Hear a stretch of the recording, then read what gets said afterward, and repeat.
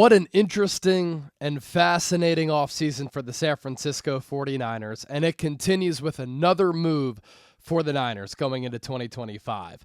I was out enjoying some St. Patrick's Day festivities. The news comes across that the 49ers are trading running back Jordan Mason to the Minnesota Vikings. Looked at my phone, saw the details coming in, reacted to it, had some thoughts come together, had to rush home to record a show here on the San Francisco 49ers Report. This is the 49ers Report by Katz Sports. I'm Chase Sr. Like you, probably caught off guard and surprised by the news that's coming down on this Saturday night, March 15th, day 6 of NFL free agency.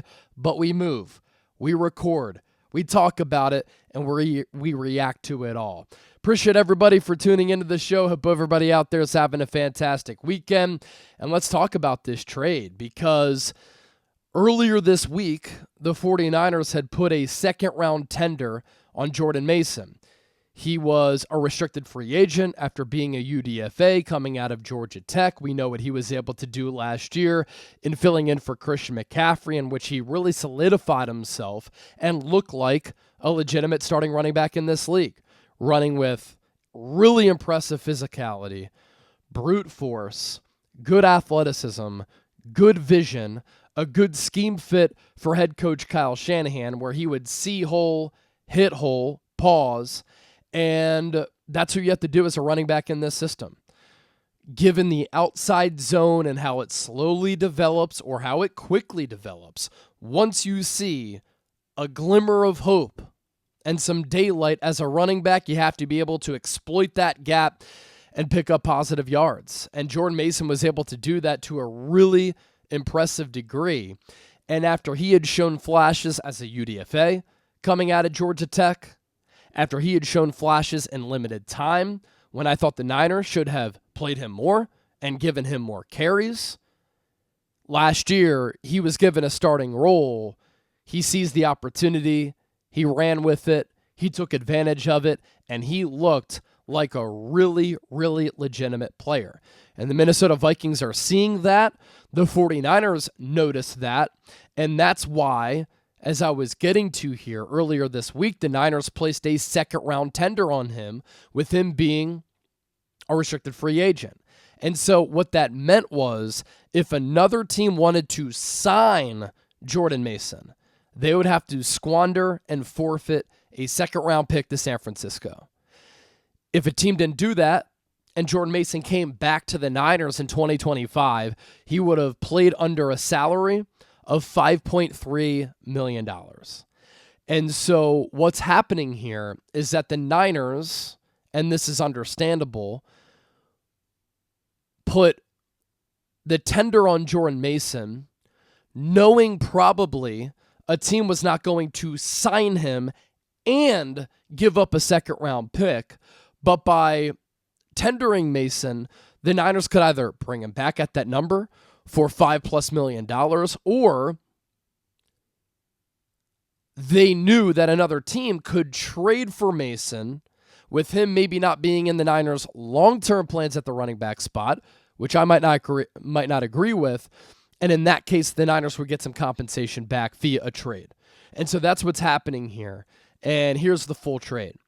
Minnesota is going to send a 2026 sixth-round pick and pick number 160 this year to San Francisco. And the 49ers are going to send Jordan Mason to Minnesota in addition to pick number 187. Now, what the Vikings did earlier in free agency, they re-signed Aaron Jones, longtime really solid running back for the Green Bay Packers. They re-upped with him. His agent is Drew Rosenhaus. I thought they were able to get a really good deal. One, because Aaron Jones is a really good player. Two, because Drew Rosenhaus understands the value of his clients and will negotiate on the better half of his clients. And oftentimes, as an agent, this is why he's one of the best, is able to extract the best value and demand the best value for his clients. And so the Vikings are bringing back Aaron Jones. Now Jordan Mason is going to be a part of this running back rotation for the Vikings, who this offseason have been very busy and going all in. And this is great for Jordan Mason, who was a UDFA, hasn't made a lot of money in his NFL career because he was undrafted. The Vikings are signing him to a 2-year contract, $7+ million in guaranteed money, with an opportunity for Mason to earn up to $11 or $12 million. And so there are a lot of ways in which you can look at this trade for San Francisco. Number one, I think they should have brought Jordan Mason back. I think that Mason in this backfield, given what he did last year before getting hurt, showed that he is a really intriguing back in the NFL. And honestly, not just saying this because of the running style and the dreads, but he looked like a modern-day Marshawn Lynch. You do not see a lot of running backs at that size, with that speed, that physicality, with that ability to run over you, through you, and over you, be able to display the set of skills that Jordan Mason displayed last year. And you have Christian McCaffrey, who's in his late 20s. He has a long injury history. I know the Niners signed him to that contract extension through 2027, but he's coming off bilateral Achilles tendonitis. He had a PCL injury in his knee last year once he started to get over the Achilles tendonitis, which cost him about half the season. Didn't look like the same player who won NFL Offensive Player of the Year in 2023 en route to making it to the Super Bowl and having more than 2,000 all-purpose yards. And so you have McCaffrey, who's always hurt. You have Isaac Orendo, who is very injury-prone, hamstring issues as a track phenom going all the way back to college and high school. You have Patrick Taylor, and while this is a deep running back class, the Vikings are getting a great 1-2 punch at running back with Aaron Jones and Jordan Mason. Why couldn't the Niners do that with Christian McCaffrey and Jordan Mason? I can see why they want to get value back for Mason in a trade, but you were already going to pay him $5+ million. The Vikings are giving him $7 million guaranteed over 2 years with an opportunity to make more. If you're the Niners, you have $50+ million in cap space. You have a running back room that is highly questionable. You have a really good player on your team, and you're just trading away Jordan Mason. Don't necessarily agree with it, and it continues to be a very puzzling offseason for San Francisco. Some people will say, well, the Niners brought back Kyle Juszczyk because he's a good football player. You don't get rid of good football players. But now the Niners are trading away a good football player in Jordan Mason. On the plus side, a couple of things here. This is a very deep running back class. And you can get a running back for cheaper than Jordan Mason this year to add to that running back room with McCaffrey, Orendo, Patrick Taylor. And you can find really good running backs from the second round on, whether it be Cam Skattebo of Arizona State, whether it be Caleb Johnson out of Iowa, whether it be Jaden Blue out of Texas, whether it be Omarion Hampton out of North Carolina. I'm hopping in my draft bag here. But even with Katron Allen and Nicholas Singleton of Penn State going back to Penn State, this running back class is stacked. And that's with Ashton Genty probably going in the first round of the draft. The other plus of this, the Niners now have 1, 2, 3, 4, 5, 6, 7, 8, 9, 10, 11 draft picks coming up in the 2025 draft. And John Lynch said it to me. He said it to the press corps when we were at the NFL Combine when I asked him this question. We need to get younger. We need to shed some salary. And we have to build through the draft. And now San Francisco is positioned very well in the 2025 and 2026 draft. Coming up at the end of April, these are the Niners selections in this draft class. Round 1, number 11. Round 2, number 43. Round 3, number 75, round 3, 100, round 4, 113, round 4, 138, round 5, 147, round 5, 160. That's the pick they're getting back for Mason, a UDFA, and you get back a fifth-round pick. Round 7, 227, round 7, 249, round 7, 252. So this will fit the Niners' timeline and their plan of building through the draft, bringing in young players who are affordable, who are assets, who are cost-controlled, who will be under contract for the foreseeable future. And the Vikings, on the other hand, a little bit of a different strategy. Number one, they don't have a quarterback set in stone. They could sign Aaron Rodgers. If not, they'll go forward with J.J. McCarthy. Maybe they trade for Kirk Cousins. I highly doubt it. But they need to find a quarterback. They've made a bunch of additions in free agency. Jonathan Allen, Javon Hargrave, retaining some of their own pieces.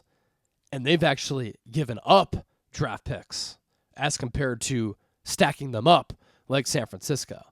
Minnesota's updated 2025 draft picks. Round 1, pick 24. Round 3, 97. Round 4, 139. Round 6, 187. So the Vikings, as of right now, only have 4 picks. So you see the Niners with one strategy, you see the Vikings with another, which is sacrificing draft capital. But for me, with having cap space, with seeing what Jordan Mason did last year, with having a running back room that's questionable, and with Jordan Mason's running style sometimes making up for bad offensive line play, even though it's a deep running back class, you're giving up on a player and trading him away while getting draft picks back, but he could have been really valuable for your football team. In 12 games, 6 starts last year, 153 carries, 789 yards, 3 touchdowns, 5.2 yards per carry. And if you're going to bring back Kyle Juszczyk for 2 years, $8 million, $4 million per, you don't want to pay Jordan Mason $5+ million for this season? Again, some people who try to keep things positive and talking about the Niners and fans will say, in bringing back Kyle Juszczyk, yeah, they may have signed Luke Farrell, but they're bringing back a good football player. You don't get rid of good football players. Why are the Niners giving up and trading away a good football player here? So in life, in having conversations, I always try to see things from multiple sides. I try to have as many open-minded conversations as possible. Hard to do in today's climate, but those of you who follow me on social media, you know that, and I try to see both sides. But if I'm running the Niners, and I know that Christian McCaffrey is older, expensive, injury-prone, I know that Isaac Guerrero has talent but is injury-prone, I know that Patrick Taylor is more of a special teams guy, Jordan Mason can make up for bad offensive line play. We have a bottom 10 offensive line in the NFL. He's really talented. You'd have him under contract for $5+ million. I'd invest that money in Jordan Mason in exchange for a 5th-round pick instead. So, wanted to hop on the microphone here, talk about this Jordan Mason trade. Let's see if anything else came through. I'm literally reacting to this just as all of you are. Niners get a 5th-round pick, 2025 pick swap, and a 2026 6th-round pick from 2 guys they didn't plan on paying or having on their team next year. That's what they've done, I guess, with these moves.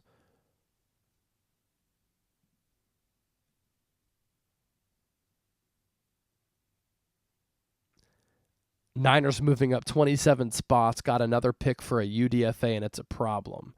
All right, man. Jason Aponte tweeting that out as I'm just scanning through Twitter in real time now.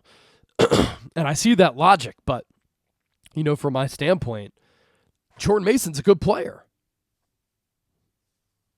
And another thing I should clear up, another team probably wasn't going to give up a 2nd-round pick and pay Jordan Mason as part of the Niners putting that tender on him. So that's obviously a part of it as well.